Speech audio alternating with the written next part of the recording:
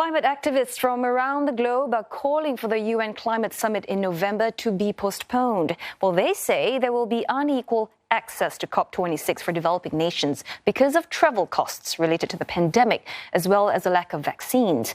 Well, the call comes from more than 1,500 environmental groups around the world. Ollie Barrett joins us live from London. So, Ollie, this summit has already been delayed by a year because of the pandemic. Do you think Britain is going to forge ahead with plans to proceed?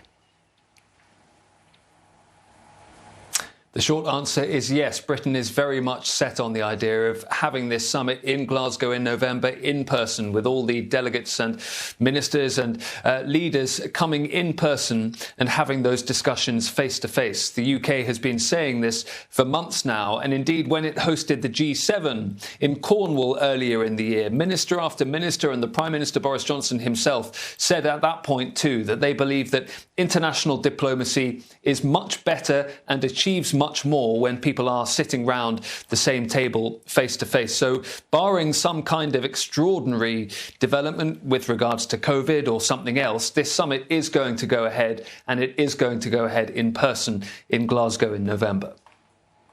And of course, there is concerns about unequal access. How will it then ensure all voices actually have a seat at the negotiating table?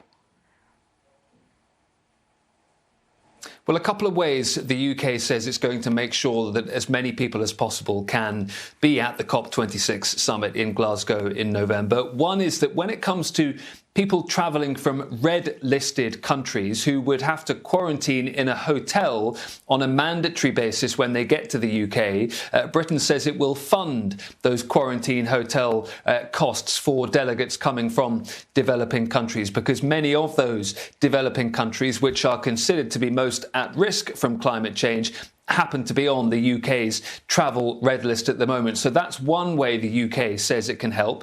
But critics still say, even if that is the case, the accommodation for people staying in Glasgow for the summit itself will be more expensive than many delegates are able to afford. So that criticism doesn't entirely go away. The other way the UK says that it can help is that it insists it will give a vaccine dose to any delegate that wants one, that it has enough supplies in this country to be able to offer vaccines to delegates coming to Britain. But all of this does make it a huge logistical exercise, because for many delegates, be they ministers, media, scientists, activists who are coming to Glasgow in November, many of them will be required to quarantine in some form before the summit itself. So that, of course, adds time and adds cost for many people.